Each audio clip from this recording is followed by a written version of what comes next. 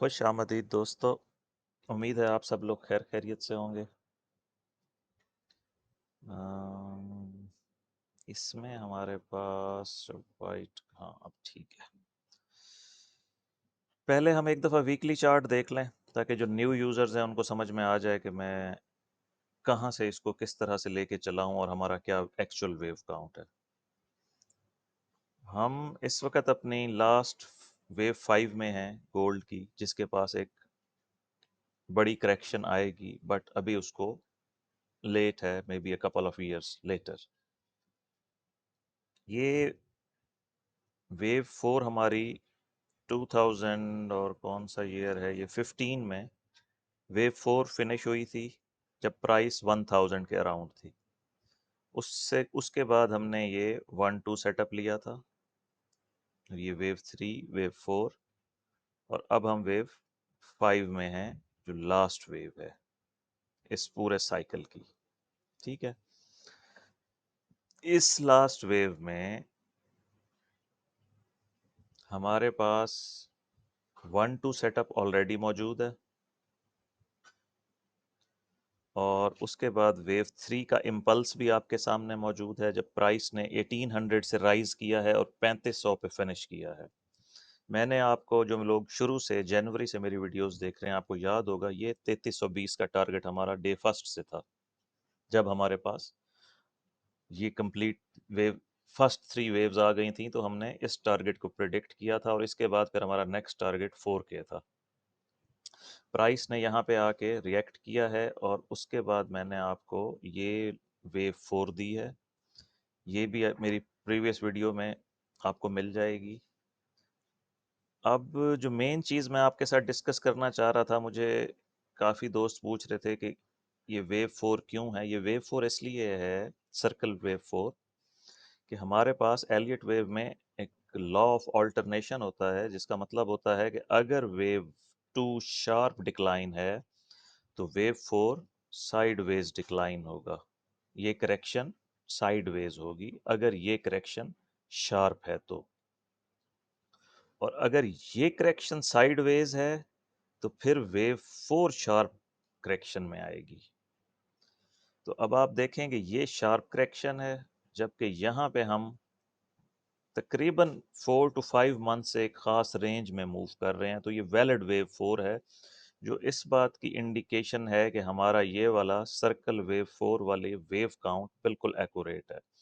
Internal waves को आप different तरीके से काउंट कर सकते हैं। आप इसको ABC भी ले सकते हैं 3 3 वेव में, जो हमने यहाँ पे लिया भी था। बट ओवरऑल हमने 1800 से वेव 3 स्टार्ट की है और हमने इसको 3319 पे फिनिश करना था, वो उससे थोड़ा सा ऊपर एक विक लगा के फिर रिजेक्ट हो गई है। तो ये वैलिड वेव 3 है और ये वेव 4 का टारगेटेड एरिया है। इसमें मिनिमम प्राइस को मैं एक्सपेक्ट कर रहा था 3000 तक, बट अभी तक ऐसा नहीं हो सका। अब हम चलते हैं वापस अपने 4 आवर्स वाले चार्ट पे, और इसमें हमारे पास जो दो स्नैरियोज थे, स्टार्ट में मैंने आपके साथ शेयर की, तीसरा स्नैरियो बाद में एड अप हुआ है। पहला स्नैरियो था डायरेक्ट नीचे जाने का, दूसरा ट्राइएंगल का और तीसरा ऊपर जाने का। ऊपर जाने वाला तो फिलहाल मैं रिमूव कर रहा हूँ, हमें कोई प्रॉपर ब्रेक थ्रू नहीं मिला है। आल्तो के अभी तक इनवैलिडेशन पॉइंट दोनों के इंटैक्ट हैं, बट ये जो ट्रेंड लाइन है ये मुसलसल, इसको थोड़ा सा आगे ले जाते हैं, ये मुसलसल प्राइस को नीचे धकेल रही है। और ये जो हमारा एरिया ऑफ सपोर्ट है 3260 और 80, प्राइस यहाँ से आके वापस बार बार ऊपर जा रही है। अब कम टू द पॉइंट, मैंने अपनी प्रीवियस वीडियोस में आपको बताया है कि ये जो वेव सी इन ग्रीन है ना, ओप्स ये नहीं, ये अपनी लेंथ में बहुत कम है, इसलिए ये ट्राइएंगल पैटर्न भी मैं रिमूव कर रहा हूँ। बहुत सारे दोस्त कंप्लेंट्स कर रहे थे कि आप मल्टीपल सिनेरियोज दिखा देते हैं तो हमें समझ नहीं आती है। वो समझ इसलिए आपको नहीं आती है कि आप एक तरफ कन्फर्मेशन चाहते हैं, कन्फर्मेशन नहीं हो सकती इतने जल्दी। एनीवेज, अब सिर्फ एक सिनेरियो मैंने छोड़ दिया है और उसको हम फर्दर रिफाइन करते हैं कि हम उसमें क्या कर सकते हैं।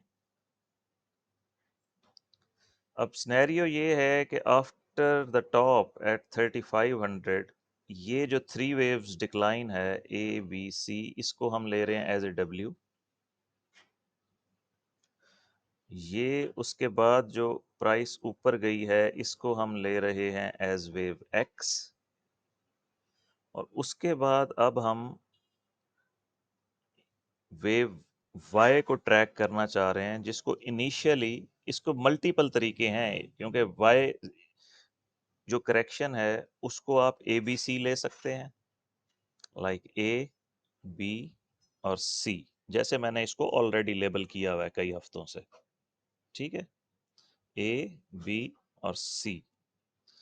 दूसरा ऑप्शन ये है कि आप ए वेव तो डायरेक्ट ले लें, आप वेव बी को जिग जैग ले लें, like A B C D E, एक दफा ये ट्रेंड लाइन से और टकराए और फिर ये नीचे आए।